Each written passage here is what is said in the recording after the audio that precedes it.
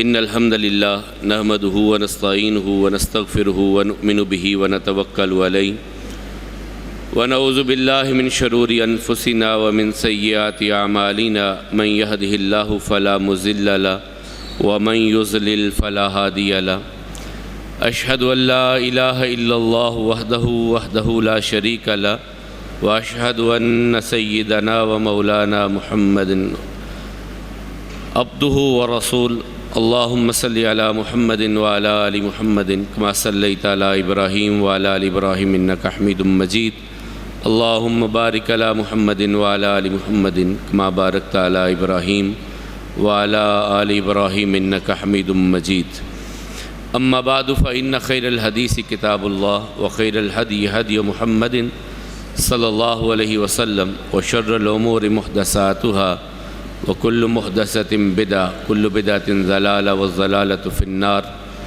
أعوذ بالله السميع العليم من الشيطان الرجيم بسم الله الرحمن الرحيم قل إن صلاتي ونسكي ومحياي ومماتي لله رب العالمين لا شريك له وبذلك أمرت وأنا أول المسلمين صدقت يا رب العالمین۔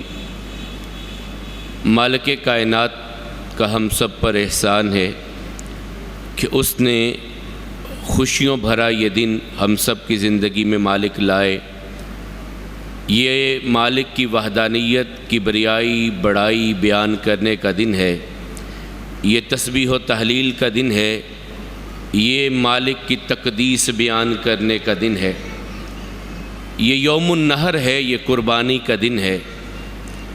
قربانی کس چیز کی، کہاں سے چلی کہاں تلک پہنچی، اور پھر ایک قربانی نے نیا موڑ لیا، ایک نیا انداز قربانی نے اختیار کیا۔ آدم کے بیٹوں سے چلی ابراہیم تک پہنچی، ابراہیم تک جب آئی تو اس قربانی نے بالکل ہی ایک نیا رنگ لے لیا کہ ایک باپ کو اپنے بیٹے کے بارے میں خواب دکھایا گیا، بیٹا بھی اکیلا اکلوتا اور بڑھاپے میں ملنے والا، کہ اپنے بیٹے کو ذبح کر دو۔ وہ باپ اپنے بیٹے کو ذبح کرنے کے لیے تیار، اور مالک خود اعلان کرتے ہیں کہ اس میں آزمائش بہت بڑی تھی، لیکن وہ جنہیں جد الانبیاء کہا جاتا ہے، جنہیں سیدنا ابراہیم کہا جاتا ہے، کہ جس نے اپنی زندگی مالک کی توحید کے لیے، مالک کی وحدانیت کے پرچار کے لیے، شرک اہلیان شرک ان سے اعلان برات کرتے ہوئے جس نے اپنی زندگی گزاری۔ کہیں پوری قوم مخالفت، یہ بہت ایک عظیم معاملہ ہوتا ہے جہاں قربانی کر رہے ہیں۔ قربانی کرنے والے کے لیے سب سے پہلے اس کا عقیدہ توحید پہ مستحکم ہونا، عقیدہ توحید اس کا کلیئر واضح ہونا یہ ضروری ہے۔ اگر عقیدہ توحید آپ کا واضح نہیں ہے، آپ کے عقیدے میں کہیں خلش ہے، کہیں شرک کی ہلکی سی بھی جنبش آ جاتی ہے، تو آپ کے یہ سارے اعمال اکارت ہیں۔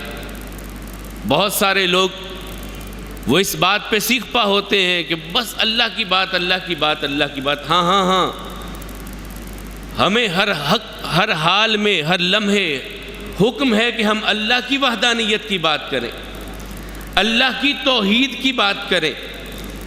اور یہ اب نہیں، آدم علیہ السلام آئے تو اللہ کی توحید کی بات کی ہے، نوح علیہ السلام آئے، قوم کے 5 بڑے جو ان کے بت بنے تھے ان کے اس عقیدے کو، نظریے کو پاش کیا اور عقیدہ توحید انسانیت کے لیے دے کر کے آئے۔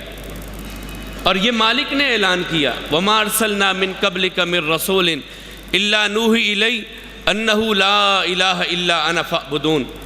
اے پیارے حبیب علیہ السلام، آپ سے پہلے جتنے رسول بھیجے ان سب کی دعوت کا نقطہ آغاز یہ تھا کہ اللہ کی وحدانیت کا پرچار جا کر کے کرنا ہے، مالک کی وحدانیت کا پرچار کرنا ہے۔ قوم میں نیک لوگ فوت ہو گئے، ان نیک لوگوں کے بت بنے، ان کی تصویریں بنی اور ان کی پوجا شروع ہوئی۔ اس کرۂ ارض پہ بت پرستی کا آغاز نیک لوگوں کے فوت ہونے کے بعد ان کے نام کی تصویریں اور بت بنانے سے ہوا۔ اور یہ قوم نوح تھی جس کے بارے میں وہ ایک دوسرے کو کہتے ہیں لا تذرن ودم ولا سوا ولا یغوث ویعوق ونسرا، اپنے خداؤں کو نوح کے کہنے پہ نہ چھوڑنا۔ لیکن نوح علیہ السلام اللہ کی وحدانیت، تھوڑا سا آگے چلے آئیے، حضرت ہود علیہ السلام اپنی قوم کو اللہ کی وحدانیت، صالح علیہ السلام اپنی قوم کو اللہ کی وحدانیت۔ کون سے ایسا پیغمبر، کس کا نام لوں، کس کو چھوڑوں؟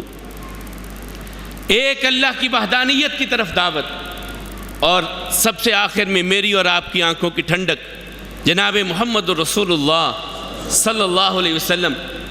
قوم صادق بھی کہتی، قوم امین بھی کہتی، قوم سر آنکھوں پہ رکھتی تھی آقا کو۔ مخالفت کس چیز کی آئی؟ جس دن یہ کہہ دیا کہ لا الہ الا اللہ، یا ایھا الناس قولوا لا الہ الا اللہ تفلحوا تملک العرب والعجم، کامیاب ہونا چاہتے ہو لا الہ الا اللہ کا اقرار کر کے اسے اپنا حرز جاں بنا لو، تم کامیاب ہو جاؤ گے۔ اللہ کی وحدانیت کا اقرار کر لو۔ قوم مخالف ہو گئی، صادق و امین کہنے والوں نے پتھر بھی برسائے، لیکن کیا رسول اللہ صلی اللہ علیہ وسلم اس عقیدے سے پیچھے ہٹ گئے؟ نہیں، اس عقیدے کو نہیں چھوڑا۔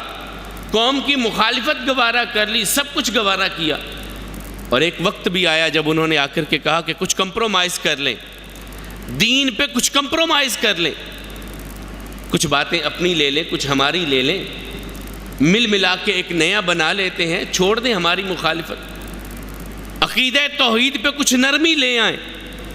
پوری سورہ کافرون مالک نے نازل کر دی۔ اے پیارے حبیب، ان سے اعلان کر کے کہہ دیجئے یا ایھا الکافرون لا اعبد ما تعبدون، جن کی تم پوجا کرتے ہو میں نہیں کر سکتا، جن کی تم پوجا کرتے ہو اللہ کے ماں سوا میں ان کی پوجا نہیں کر سکتا۔ اور آخر پہ کیا کہا؟ لکم دینکم ولی دین، تمہارے لیے تمہارا دین، میرے لیے میرا دین ہے، میں اپنے دین پہ کمپرومائز نہیں کر سکتا۔ عقیدہ توحید چیز ایسی ہے، اس پہ کمپرومائز نہیں ہونا چاہیے۔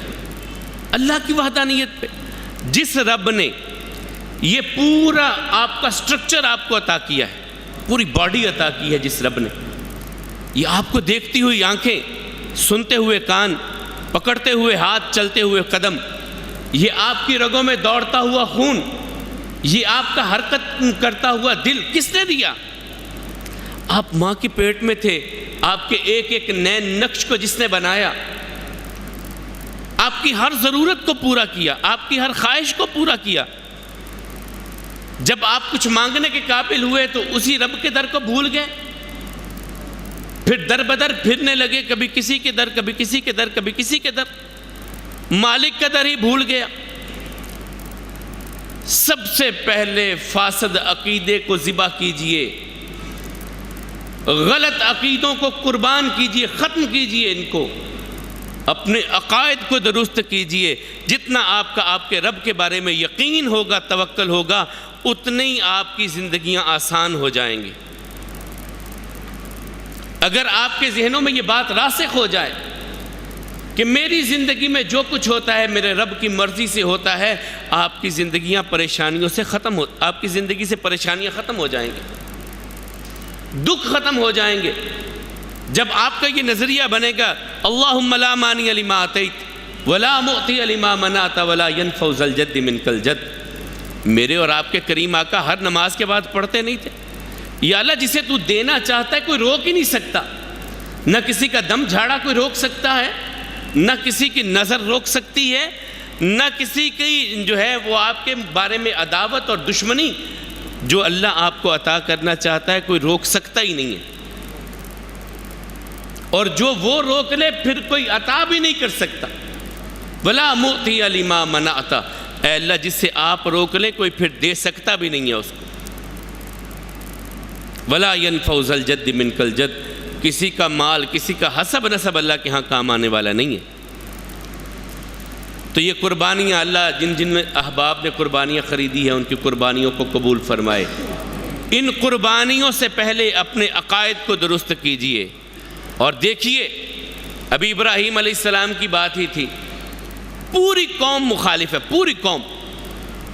پوچھا، سوال کیا، ابا جان ان بتوں کی ہم کیوں پوجا کرتے ہیں؟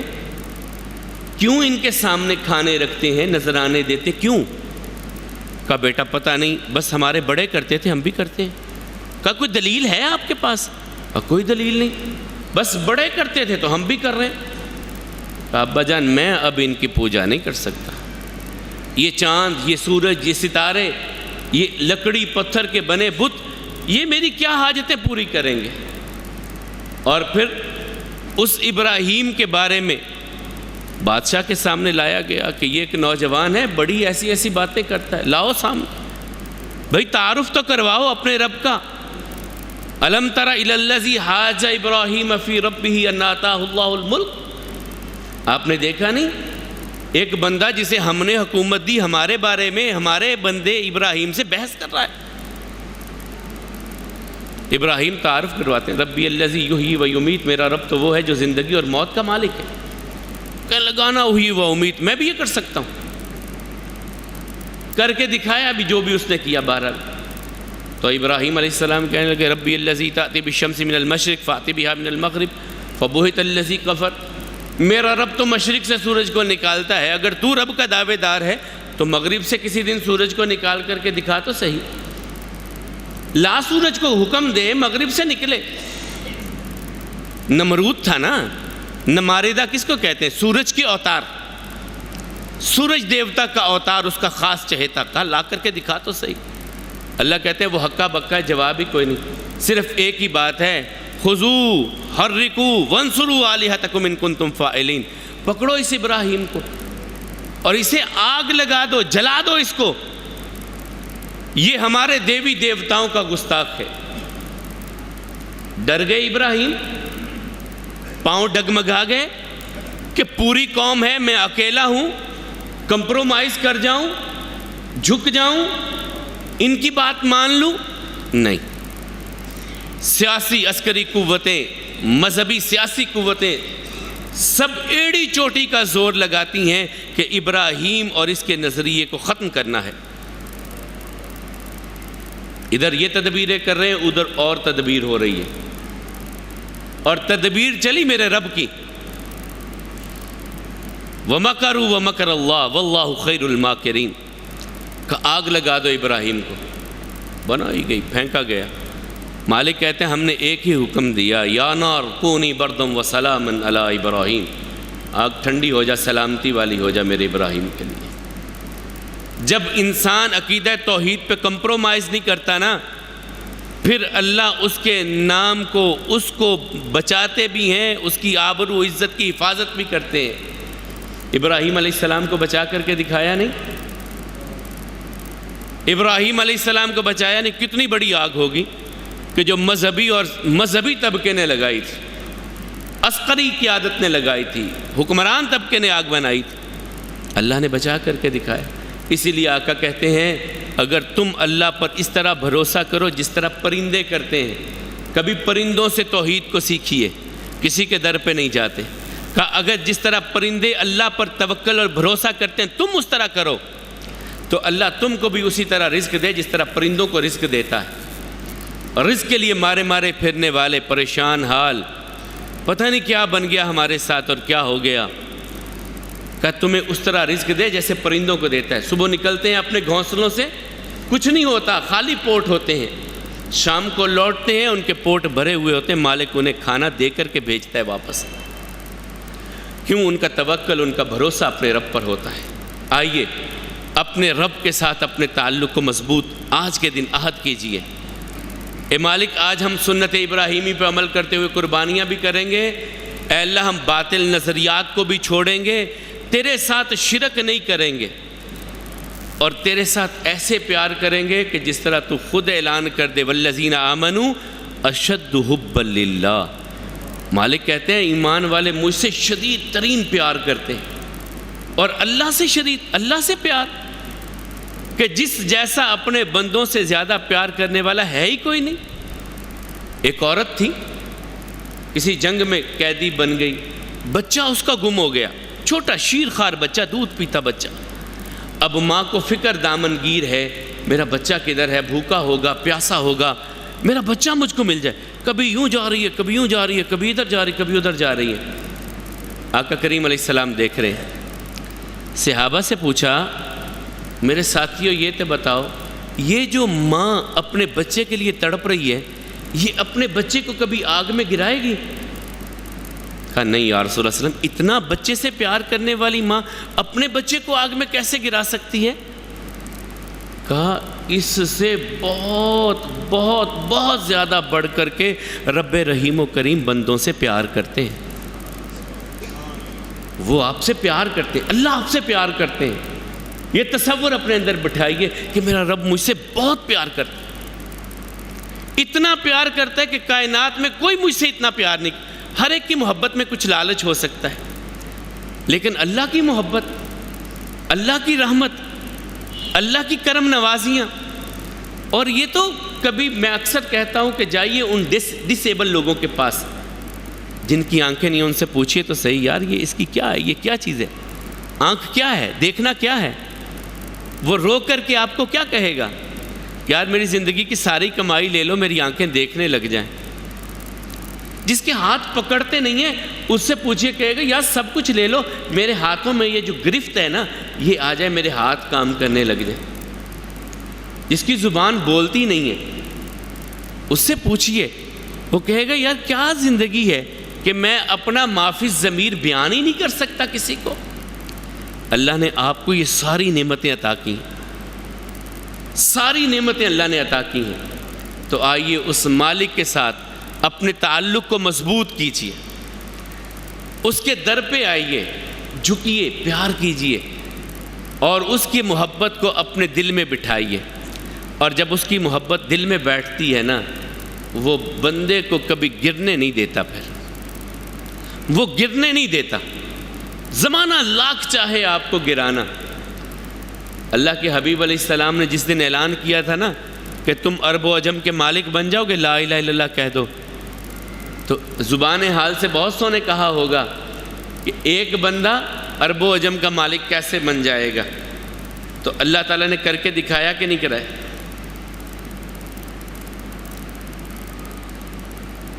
اللہ تعالیٰ نے وہ سارا معاملہ کر کے دکھایا. اور اللہ تعالیٰ نے اپنے پیارے حبیب علیہ السلام کے سامنے جب حجۃ الوداع میں وہ 1.25 لاکھ 1.5 لاکھ لوگ جمع اور یوں دکھایا کہ یہ آپ کی تبلیغ اور یہ آپ کے علاقے اور یہ آپ کی حکومت. وہ جو سوچ رہے تھے کہ یہ کیسے ممکن ہے، مالک نے کر کے سامنے دکھا دیا، یہ ایسے ہے. میرے ساتھ تعلق بنا لو، میں تمہیں کبھی گرنے نہیں دوں گا، کبھی تمہیں پھسلنے نہیں دوں گا. اللہ احکم الحاکمین ہم سب کے لیے ایسا ہی کر دے، اپنی محبت عطا فرمائے، اپنے پیارے حبیب علیہ السلام کی محبت عطا فرمائے، اسی پہ زندہ رکھے، اسی پہ خاتمہ فرمائے. یہ صفائی کے حوالے سے ایک دوست نے چٹ بھیجی ہے. یہ حقیقت ہے کہ ہم بڑے ہی نالائق لوگ ہیں. جو کچھ ہوتا ہے شاپر میں ڈال کر کے اپنے گھر کی گندگی اپنے گھر کے دروازے کے باہر ہی پھینک دیتے ہیں. صفائی کے حوالے سے جس دین کے ہم ماننے والے ہیں نا، وہ صفائی کا بڑا حکم دیتا ہے. یہ جو ہر طرف کوڑا کرکٹ کے ڈھیر ہیں، یہ ہمارے اپنے لگائے ہوئے ہیں. کیا کبھی ہم نے خیال کیا ہے کہ یار میں اپنے دوست یا اپنے گلی میں، اپنے محلے میں کسی اور کے دروازے کے آگے یہ جو ڈھیر لگا رہا ہوں، میں ظلم نہیں کر رہا؟ اور حقیقت ہے ہم بڑا ظلم کرتے ہیں. ذرا سا اقتدار ہم اپنا گھر بناتے ہوئے نا، گلی اپنے گھر سے آگے اونچی کرنے کی کوشش کرتے ہیں. دوسروں کے گھر ڈوبتے ہیں تو ڈوب جائیں، ہمیں کیا؟ یہ اسلام نہیں ہے. سچی بات ہے کہ ہمیں اپنے رویوں پر نظر ثانی کرنا ہے کہ ہم کیا رہے ہیں. دوسروں کے لیے اذیت کا باعث بنتے ہیں، دوسروں کے لیے تکلیف کا باعث بنتے ہیں. اسلام تو کہتا تھا کہ دوسروں کی تکلیفیں ختم کرنے والے بن جاؤ، دوسروں کی تکلیف کو اپنی تکلیف سمجھنے والے بن جاؤ. آقا نے یہی کہا تھا نا کہ مومن ایک جسم کی طرح ہے، اگر پاؤں میں کانٹا لگتا ہے تو سر تک تکلیف محسوس ہوتی ہے. کسی ہمسائے کی تکلیف، کسی اپنے پڑوسی کی تکلیف، گلی والے کی تکلیف، محلے والے کی تکلیف، آپ کے اڑوس پڑوس کے لوگوں کی تکلیف کو اپنی تکلیف سمجھیے. وہ بھی آپ کے بھائی ہیں. دوسروں کے لیے آسانیاں پیدا کیجیے. آسانیاں دوسروں کے لیے پیدا کیجیے. اگر آپ دوسروں کے لیے آسانیاں پیدا کریں گے، مالک آپ کے لیے آسانیاں پیدا کریں گے. بیماروں کے لیے، بہت سارے بیماروں کے لیے دعا کی اپیل ہے. ابھی ہم دعا کریں گے ان کے لیے بھی، اور خاص طور پہ جو اس وقت ہمارے ملک کے حالات ہیں اور جس طرح پس گیا ہے، بہت ہمارا غریب طبقہ پس گیا، جن حالات میں ہیں، اللہ تعالیٰ ان کے حال پہ رحم فرمائے. آنکھیں نم ہو جاتی ہیں جب میں دیکھتا تھا روڈ سے جاتے ہوئے، یہ سٹور پہ 100-150 روپے کلو کم گھی میں وہ خواتین بیچاری صبح سے لے کے شام تک لائن میں لگی ہوئی ہیں، لائنیں لگی ہوئی ہیں گھی خریدنے کے لیے کہ یہاں سے سستا مل جاتا ہے. وہ بیچاری صبح سے شام تک لائنوں میں لگی. یہ بھی تو ہمارے بھائی ہیں نا، یہ ہمارے ساتھی ہیں، وہ بھی ہماری بیٹیاں ہیں، ہماری بہنیں ہیں. اگر اللہ نے آپ کو فراوانی دی ہے نا تو دل بھی تھوڑا سا کھلا رکھا کیجیے.